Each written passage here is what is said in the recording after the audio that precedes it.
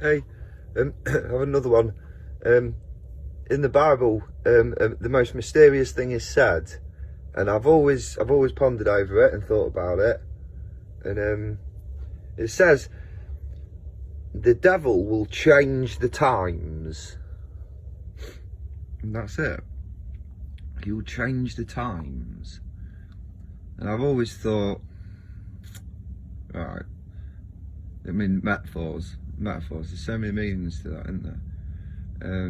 The first thing I'm thinking of, online, one of the conspiracies that I used to ponder over when I used to look at that sort of stuff, was to do with the dates of years. So this is interesting. So what I found out. So the dates of years. Apparently, at some point, they used to put an I. Is it an I? An I before the year. And over time, the I lost its dot and became a stick, right? So over time, it became an extra 1,000 years. So based on that parameter, what is actually now 2024 is actually 1024. That would go against a lot. I'm just saying that's one of the things that I've heard out there that I always thought, oh, okay, well, it seems like there's so much more evidence definitely to the contrary that I wouldn't really agree with that. But again, it's something to, you heard it, you're like, oh, that's interesting. And if that's true, that is interesting that people used to put an I in front of a number, the year for the number. So yeah. And this program, they were showing pictures of how the eye developed, and like slowly the dot got bigger, and eventually it leaked up and it became just one stick, which could obviously also represent a 1, which is the issue. So 1900 was actually 900. That's what they say. Like I say, it's hard to say that, so I wouldn't really agree with it, but I always heard of it. And of course, then I found my faith and I started reading the Bible. And yeah, and I heard that one. Oh, the devil will change. The devil will change the times. And I think I've come up with what I think is the strongest explanation for that. Because obviously now I'm trying to think in history, how have times been changed?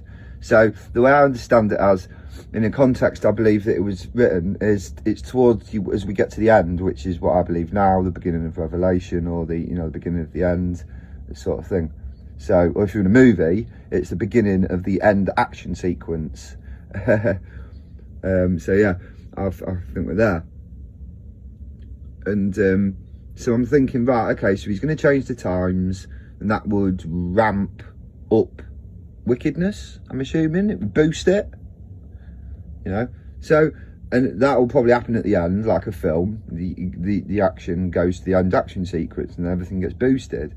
So straight away I'm thinking, right, well that'll probably happen at the end. Then you have a boost at the end just to make sure everything gets done, finished off, final blast.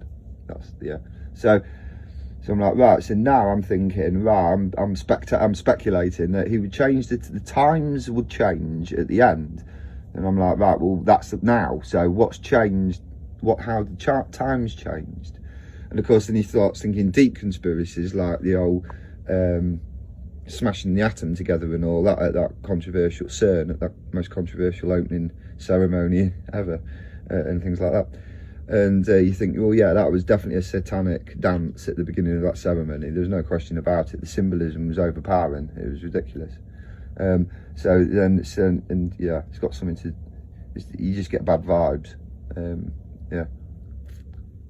So and their symbol is 666 broken down, and they've got the 6 and they've spun it, and then like copied, and then spun it again, and then copied, and spun it again, and it's basically 3 6s.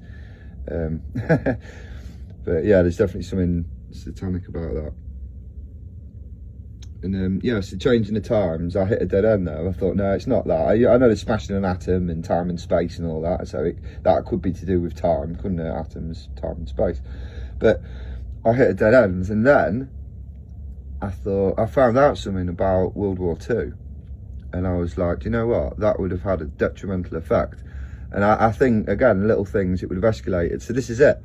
I found out in World War II, the people in it who got called up, the men and the women, before World War II, you know, they speak of like, oh, you can't be, are you courting? And that's because you were courting a lady. You know, you had to be seen in public together. You couldn't be seen in dark corners together. It was, you know, and if you had got a woman pregnant and she wasn't married, then, you know, you were the shame of the street.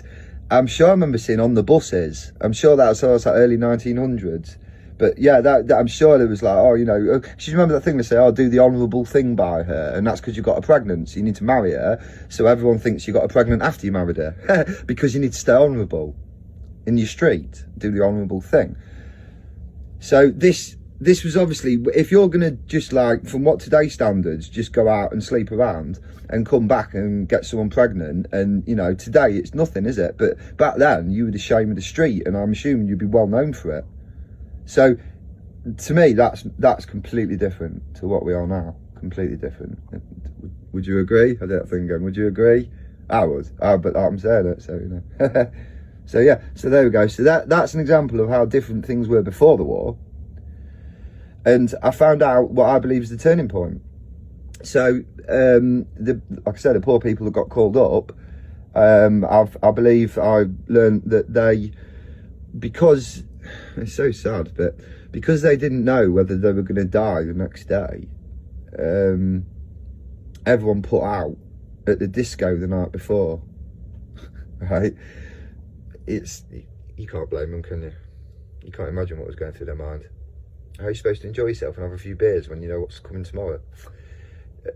It's absolute insanity, and they just had to act and get on with it, didn't they? So they did what they had to do to survive. They went to the disco, they put out, because the next day everyone might be dead. And it's not just you that might have been dead, it's all your mates, isn't it? This is so serious. It's unbelievable, you know, for them at the time. It's absolutely heartbreaking, it really is. So yeah, apparently they all put out. And that was a contribution towards when standards, for want of a better word, the previous standards that were about and established, you know, started slipping. And then I found out about something else, and I was like, that's another example of when so-called standards, the previous standards, started slipping. So you've got normal people, not normal people, you've got law-abiding people, sorry, who are just, you know, going about living their daily lives. World War II came along, and suddenly they couldn't get bread. They couldn't they couldn't get cheese. They couldn't get, you know, they couldn't get all the luxuries that they used to. And these people are law-abiding. You know, they just carry on as normal. But faced with the hardship of not being able to eat their favourite cheese and all this, they naturally turned to the black market, which was everywhere. Dad's Army, Private Walker, legend. So such a shame that he wasn't in the later episodes. But yeah, absolutely brilliant, the episodes that he was in. And yeah, the black market guy, friendly black market guy, opens his jacket. Here, I got some knicker elastic, all the stuff that was on ration. So now you've got all these sorry, not normal. I'm being rude to anyone. I'm not normal. What is not? You tell me what normal is, and I'll explain if I was being rude or not. No, I wasn't. I don't know what normal is. So yeah, so now you've got all these people who normally don't break the law in any way, shape, or form. They're now turning to the black marketeer. Maybe at first they were like, oh, I don't really like this, and then they dug into their cheese on toast and was like, you know what, I don't care, I'll love my cheese on toast. When's that guy coming? Next week, is it? Do you reckon he'll come sooner? You know, so, and I'd imagine as the years went on, everyone just got used to it. And the thing about habit is it's a funny thing to break, isn't it? It's impossible, especially if you've got no motivation to break it. So after the war,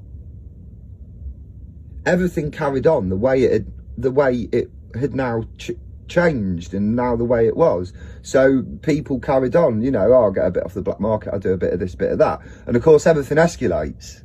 So one minute they're getting things off the black market, next minute they've got a share in the black market, next minute they've got a partnership, now they're running the black market. You know, black market. So yeah, it's probably like that. That's what I imagine. So that's where I thought, times did change, didn't they? You can't say that wouldn't have changed the times. Now everyone's going around, sleeping around, and you know, and no one's going, oh, you're the shame of the street, like it was before everywhere. Plus you've got all the people that would never ever do anything. You find money, they report it. You know, those sort of people. They've gone without a cheese for 2 years. No, pissed off, mate. Don't want no cheese. No, don't care where they get it from. And sausages. Corporal Jones, sausages. He was the favourite man in the village. He was like, oh, I'll slip you a couple of sausages for that. Was bribing people with meat. It's so funny. Imagine that. Like, oh, let's in the nightclub. Nah. Hey, mate, I got some real nice bacon here for you. You'll have some beautiful breakfast tomorrow. Like, oh, go on then, mate. Just get in. Just don't tell anyone. Bribing bouncers with meat to get in the club. But yeah, that was what, again, another world. That's what it was like, wasn't it? Dad's Army, Corporal Jones. Everyone loved him. Oh, I'll get a little bit extra love. He had all the women round him. Oh, could you slip me a bit of loin? Look, oh no, so funny. Bribing everyone with meat. Yeah. Anyway, yeah, that's it. But yeah, I thought it was just an example. Oh, sorry, that's not it. I thought an example of that's how the times have changed. That could be an example of what it meant, how basically standards have completely gone. And, you know, and if the devil thought that he doesn't know when his time's up. So any big event in history that seems climatic, he would have thought, oh yeah, this is it, this is the last time, this is it, this is the big one. So I'd imagine like anyone thinking this is it, the last one, you throw everything into it, like the end action sequence of a movie. So he would have definitely had something to do with Hitler and the fact how he was able to raise in power.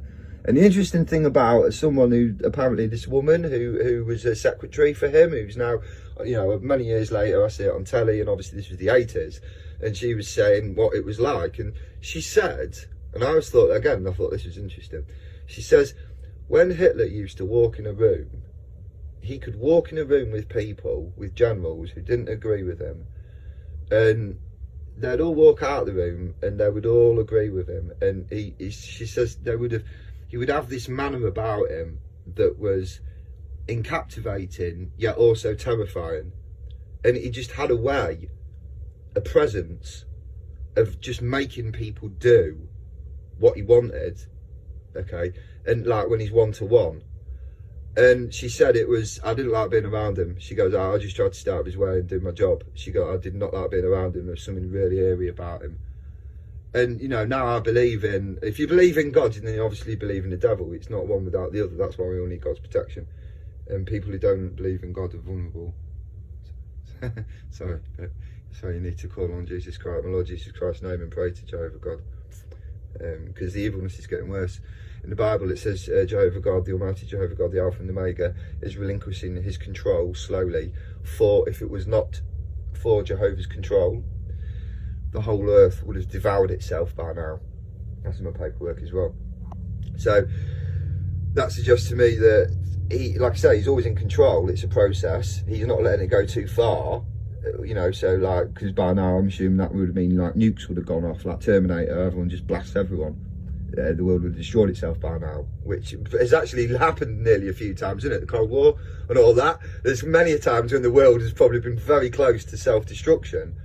So that, again, that fits. You know, for